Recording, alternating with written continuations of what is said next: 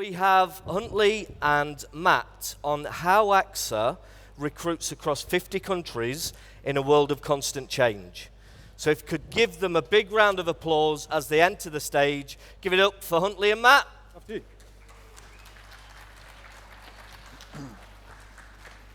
Cheers, thank you. Thanks, mate. Hello, everyone. Hi. No, that's an easy act to follow that's just gone before. But thank you seriously for all of you for attending this session. I know it is very hot in here. I'm Matt Sharp. I'm the SVP for iCIMS EMEA. I absolutely love RecFest. We are so excited to be here this year. I love being here, and the reason why is because we get to spend this day with all of you, number one. We get to have some good discussions, some debates, some good dialogue, and we get to have some fun at the end of it. Now, today, this session is not about iCIMS. This session is about one of the world's leading brands and largest brands, AXA. It's about their journey to transform their TA operations so that they can hire at scale better, they can do it well, and this is the really important part, that they do it in a way that reinforces AXA's mission to be a trusted partner and stable partner to their customers. Now, with me on stage to tell this story and to take us on this journey of transformation is Huntlee Alderman. Good morning, Huntlee. Morning, thanks for having me. Yep. Huntlee is the global leader for AXA's talent acquisition and recruitment process. Huntlee is leading on the AXA's talent acquisition and recruitment process transformation. And he's doing this with a team across 150,000 employees in 50 countries in what is a highly matrixed organization. And in doing so, Huntlee is actually answering a very important question, which is multi-layered and multifaceted. And that question is what does it actually mean to create and deliver a hiring experience that is, first of all, human, second, global, and third, scalable? So, without further ado, I'm going to be asking Huntlee a number of questions as we go on. Huntlee, thank you so much for doing this. My pleasure. Why don't we start off with you introducing yourself, your team, and the work that you're doing for AXA? Fantastic. So I'm Huntlee. I am, official title is Global Process Owner for HRIS. I'm not an HRIS person, so that's a little bit of a misnomer. I'm really a talent acquisition person. And I've been tasked with AXA to find a way to take a legacy talent acquisition system and bring a new one in a highly matrixed organization where in our next strategic plan, we're trying to hire somewhere around 50,000 people with new skills, and we want to increase our internal mobility rate by a minimum of 6%. So that's the task that we have started 2 years ago. And happy to say that as of today, we have 10 entities live. We have another 17 entities coming live in January of 26. Okay, so I think this is a really good place to start. Let's start with you as an organization and your mission, because one of the things that stood out for me as we were preparing for today was how important AXA's mission is, not just to the business and its organization, but it's to its people and to you as well, personally, Huntlee. You are in the business of trust. So how does that influence, and how does your broader mission influence how you look at hiring? And then secondly, how does your TA strategy and your operations reinforce the principles and values that you have around care, trust, and consistency, especially at the scale you are as a business? Yeah, it's a really important question to answer because as a global insurer, we're taking care of people when it matters the most to them. And we need to make sure that all of our experiences and interactions take that same lens. So we're a big proponent of the idea that candidates are also potential or future customers of our organization. And one of my favorite quotes is from a person called Maya Angelou, and she said, I'll paraphrase it, but she said, people won't remember what you said, but they will remember how you made them feel. So we need to make sure that we're trusted through our recruitment process, our lens of interactions with people who come to our organization, whether they're customer interaction or candidate interaction. So candidate experience, very paramount to us. We are a very highly matrixed organization, so that means that all of our businesses operate sort of independently, which means they can do what they want. We call it freedom within boundaries. One of our goals is to have a very common experience, a common process, no matter where you are in the world. So that's our mission as we try to take it forward today. Okay. So, but in order to get there as well, in order to really level this up, if you like, this is where the transformation element comes in. And to make this, to get the outcomes that you're looking for as AXA, but also drive the independence at the local level as well. So let's move on to the next big topic. Yeah. We've talked about your mission. We've talked about how that feeds into your recruitment. So how does a shift to a global platform under this transformation help and deliver on the objectives to deliver simplicity for your recruitment and TA teams, but help drive consistency for AXA? And I think where we want to start is so let's start there, and I've got a number of follow-up questions for you. So one of the things I like to say within my project team is anything's better than our current solution. So we take a step forward, but also when we're highly matrixed, different countries have different ways of working, different cultural norms, different legal responsibilities. And in our legacy system, we had something like 165 different step statuses to account for all of these things around the globe, with one common referential for all 50 entities around the globe. And for us, we needed to shift that back because we needed to give the recruiter the time to have the candidate conversations and not the process. So we've moved down to sort of 60 step statuses.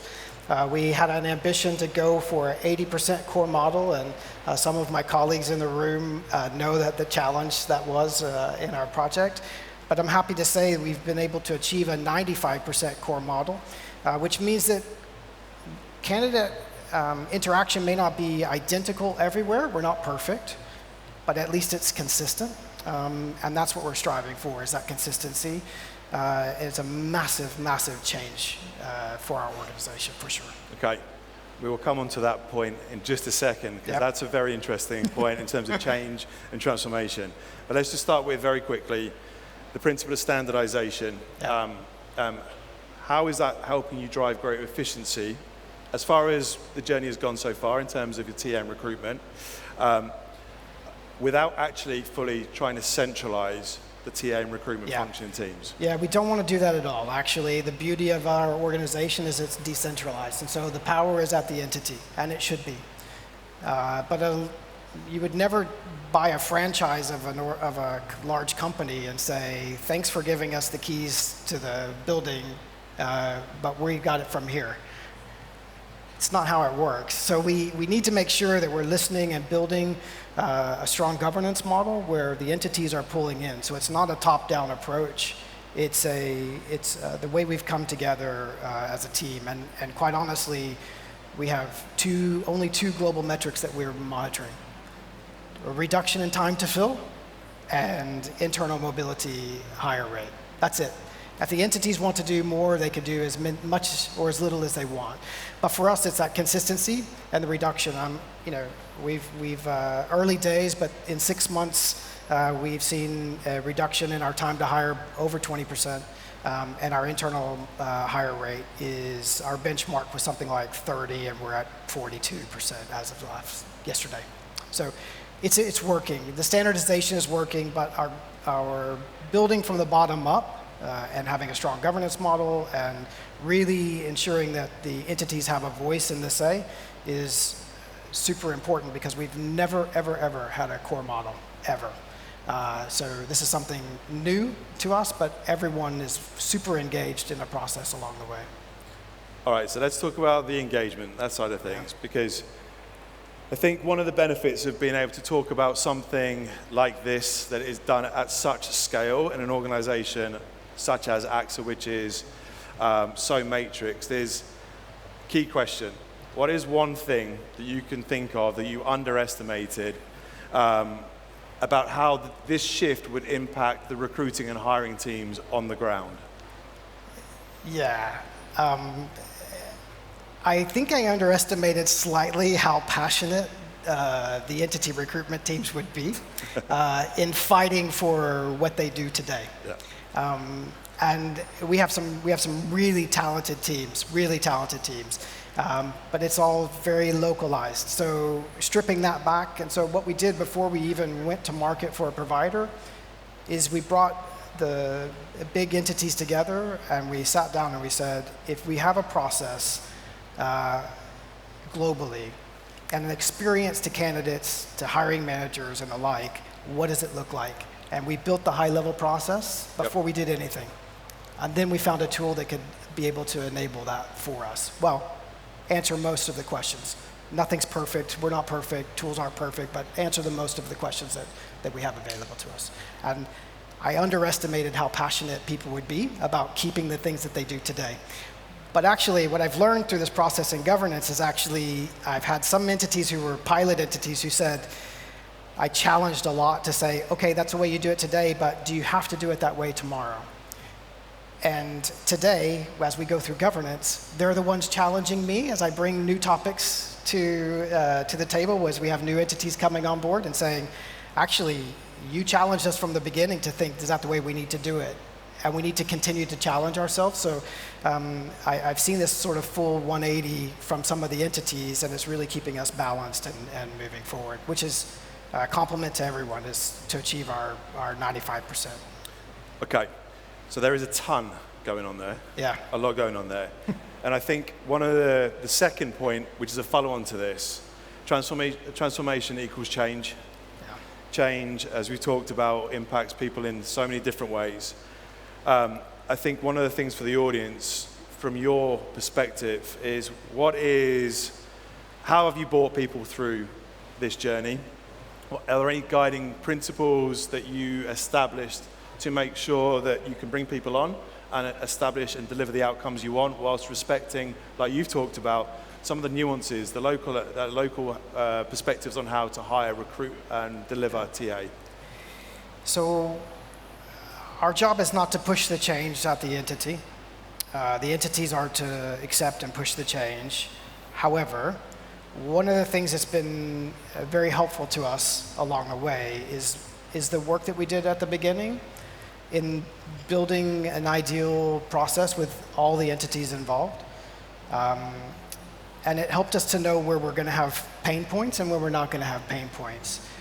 But the adoption has been really good because we've seen increase in candidate applications. We've seen a reduction in process time. We've seen, help of some AI in the tool. We've seen hiring managers who actually can create a requisition or move within a requisition very easily and nicely without, having to figure out what this is or this is, and it gives time back. And that's been the biggest piece. But the change one is something that we don't underestimate. In the past, when we've done these transformation pieces of work, we've said, okay, here you go, happy days, let us know if you have any questions, deliver. And we've taken a different approach from the group. Now we're taking an approach where we say, okay, these are the things that we want you to deliver to us and show us. We're monitoring, and we're doing it in a collective so people can see how other entities are doing, and we're sharing best practices. Before, we had a lot of siloed pieces of the business. And today, I think we're breaking those silos down, and we're really communicating and sharing best practices. Has been really, really great to see. Really great.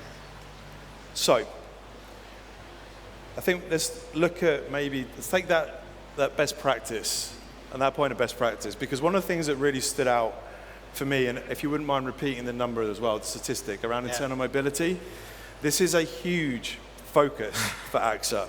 And you and I talked about this a lot ahead of today. Yeah. So I think to set this off, number one, if you could just remind the audience of how you're looking at internal mobility, the stats, and importantly, how do you define internal mobility as AXA? Yeah. And how important is it to AXA? So I'll start with the last question, because that's the most difficult one, quite honestly. Because we are very decentralized, so we had to bring people together and say, we need to break these things down. Managers shouldn't hoard talent. We have 150,000 employees around the globe, 50 different entities. People should know that they have a career at AXA, not just a job at a specific entity. And we, for the first time, have brought together all of the jobs internally being visible. We've been really creative on how we've done it too. We've taken an outwardly facing tool and we've turned it inside, and we've created some internal talent communities where if people don't see a job, they can raise their hand, recruiters can reach out to them and connect. But what's really been a focus for us is to ensure that we talk about internal mobility as a movement and almost like a lattice. So mobility can be horizontal, it can be vertical, it can be sideways, it can be in entity, it can be outside of the entity, it can be international. It doesn't have to be, but it can be international. It's a very small piece of what we do. But historically, in our business, when people talk about mobility or internal mobility, they think international mobility. And for example, in the UK, we have, I think, 5 or 6 entities. So there's plenty of opportunity within the country to side and move. And when we think about our strategic plan of 50,000 hires, new skills to be hired every single day, AI changing the way we work, being able to take the broad information of data that we have as a global insurer, and to take that to design products and services for our customers, jobs will change. So we need to be able to really open the door for people to see that there's opportunities where, recently we had someone who did a mobility out of HR into operations in the business. They took skills that were very specific that individual owned and is applying those into operations. So we're really pulling back the curtain, so to speak, on mobility. It's not perfect. We have lots of things where recruiters from entities will reach out to other people and get a little bit of a hand slap, but we're trying to break those things down so that as recruiters we really can find the right talent at the right time for the right position. That's an interesting point you made there about recruitment teams internally reaching out to other people's talent and skill sets. But I suppose that goes with the turf and the territory. You have got some legacy people who just this is my area. They function really well. They're high performing teams, and they don't want to break that cycle of not having high performing teams. But actually, high performing teams have diversity that come into those teams. And that's something that they miss sometimes. So it's education as we move forward. So that's a good word, education, because this is a really good question here. Because what have you learned about making growth opportunities so visible and available, given the size and scale you are as AXA? What have you learned around the principle of internal mobility? I think if you don't have a common definition that everyone ascribes to, you're dead in the water. Yep. You're just not going to make any traction at all. And that's something that is still a little bit of a challenge for us, transparently. We want to make sure that we're removing those barriers. Sometimes we do a lot of HR for HR, and we forget about how the business operates and the people want. So we have to sometimes remove ourselves from that and look outward, run some focus groups and things of that nature. But that's the one that I think we probably underestimate, that we should not, and we should make more of a focus if we're going to achieve our desired outcomes. Okay. And then last question on internal mobility, but I think, again, coming back to the principle of transformation, this has become such a business focus, and also you've made it a priority for the organization. How have you gone about, I suppose, educating and bringing stakeholders on that journey where they understand that recruitment is not just about bringing skills in from the outside, it's about being able to mobilize talent from within. So what does that look like in bringing that journey? It's a really good question, actually, and I don't think we get it 100% correct. But what I have seen is there are working groups that are non-HR individuals who are taking a look at what mobility looks like. How do they find the skills of the future embedded? So if we think about large data skill sets, where AI is going to be taking some of those roles and responsibilities, right? How do you take a person who does actuarial work and move them somewhere else? And this is a really big focus for us, or like women in tech, that type of focus. So it's something that we're continuing to focus on. We're not 100% correct on it, but we are really driving to have the right approach that's not HR-led, right? So businesses need to see the value, and then if they do, then they're asking you as an HR team to help facilitate. But the biggest thing for us in the past, you may not have seen all internal jobs across the globe. And today you can now see all jobs internally posted, which is a massive step in the right direction.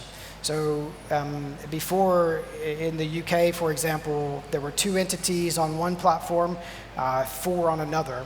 And you had to, if you wanted to see jobs at this one, you had to go into this tool. If you wanted to see jobs at this one, you had to go into this one. Well, if you're an internal person, what do? You go to LinkedIn. So we had a lot of internal people finding jobs on LinkedIn, coming back and saying, I found this job on LinkedIn, I didn't even know it was posted internally. So visibility and transparency are 2 of the big topics that come up on, I'm sure your organizations as well, but on our Pulse surveys. So how do we make things more transparent, more visible? So the change piece on that is really, really big. We've done videos, we've done communications, we've done launching, we do all kinds of things to help engage people to come into the tool. And so it's still early days. It's a year into our transformation, 10 entities live. We've got another 17 to go, as I said. But we're making great headways into that direction. And when I looked at the numbers at the end of June, actually our internal hire rate had increased by 10% for the entities who were live. And it doesn't sound like a lot. Internal hiring by how much? 10%. 10%. Doesn't sound like a lot.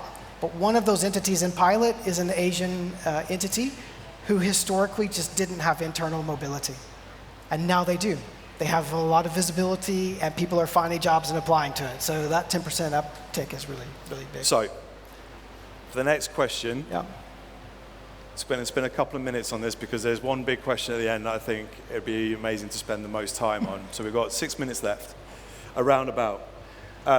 Because that last point you made leads us nicely into, and you mentioned this right at the start, and this is something that everybody in this room thinks about consistently, and that is the world of the candidate experience, both internally and externally. Like you said, your candidates are your customers, and that actually means for you internally as well as externally as well. So I think, how do you ensure that you are delivering that hiring experience through a transformation like this, that is scalable, that is embedded with the principles of trust?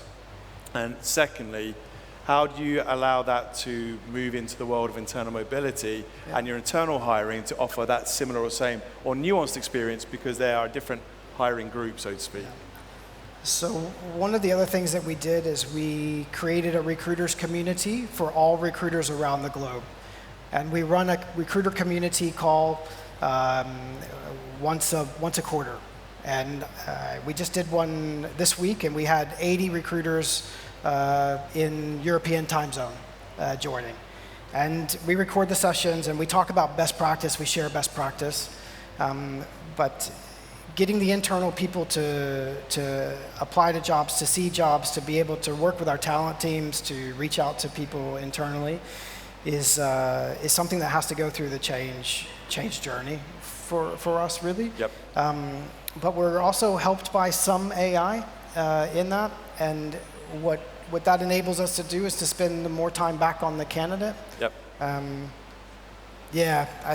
I could probably spend a lot more time there, but yeah. No, it's a big topic, but I think, look, the time is best spent because we've been through your mission as an organization, Yeah.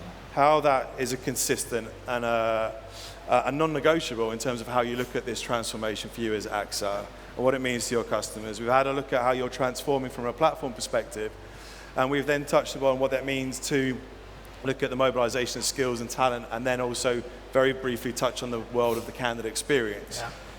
But as you look at this transformation, as you look at this harmonization and standardization, whilst ensuring this local independence, there is one massive and huge thing out there in the market that will have a big part to play in your journey. Yeah. And that thing is artificial intelligence. Yeah. Now, you as AXA are an organization that spends your time managing risk, assessing risk. So on that basis, I mean, how is AXA looking at the role that AI has to play, I think, at an AXA business level, but very importantly, in the context of what we're talking about at a TA and recruitment level? And go for it, because this is a huge topic and this is a fascinating one. So for HR, it's a very critical piece. We have the EU AI Act that's coming.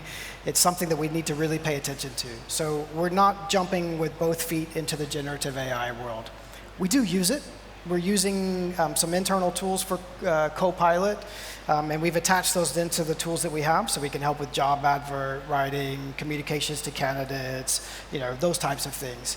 But we want to make sure that we have enough unconscious bias potentially in the human interaction with candidate that we don't introduce more bias. It won't surprise you as a global insurer that we do manage risk and we pay attention to risks.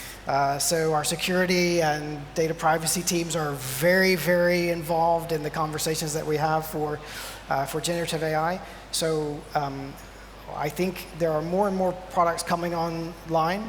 They do fantastic, great work, great things that we should be paying attention to. But we also want to make sure that we're doing the right things for our people, and we're making human-led decisions when it comes to recruitment. So we need all the things that we can to help support us on that journey, but at the end of the day, selection is a human interaction. So we're stepping into the water. We're not diving head first. We will get there, but as a business globally, we are using lots of generative AI. But HR, we're not stepping into the agents and things of that nature that may have bias that could creep in potentially. So we want to see these things to continue to mature, and then we'll continue to dip into the landscape. And on that note, we've talked about this, and this is who AXA is at an organization in terms of you are AXA, but you are matrixed. There is a specific independence in those markets. Every market has potentially different rates of innovation, different perspectives. When you get to that point of looking at actually assessing the world of AI, bringing this into play, going back to this principle of transformation equals change, etc., what are your thoughts on how would you think about looking at bringing the respective markets in, so actually what you're looking at from an AXA level is something that can translate into the local levels from an AI perspective? Yeah. So I know we're running out of time. I would just say that we are partnering with the business where we have more generative AI that push the things that we can leverage from an HR perspective. And we are constantly scouring the market. We're constantly doing pilots in generative AI, and we're definitely testing. We have a lot of things happening in the HR world that are going to help us on our transformation journey. Did you say there's a lot of testing? A lot of testing. And just for the audience, which stakeholders would you bring into that testing cycle? Data privacy and security, number one. Yep. HR tech. Yep. And business. Things that are going to impact the business for sure. They need to be involved. So that's my thought. That's your thought. Well, Huntlee, thank you so much. My pleasure. Thank you so much for doing my this. pleasure. Thank you so much, everybody, for attending. It's been amazing. Thank you so much. Enjoy the rest of the day and enjoy RecFest. And come and see us over at 49 at 2 o'clock. Come and have a drink and a dance, and we'll see you all there. Thank you so much. Thank you, guys. Thank you very much.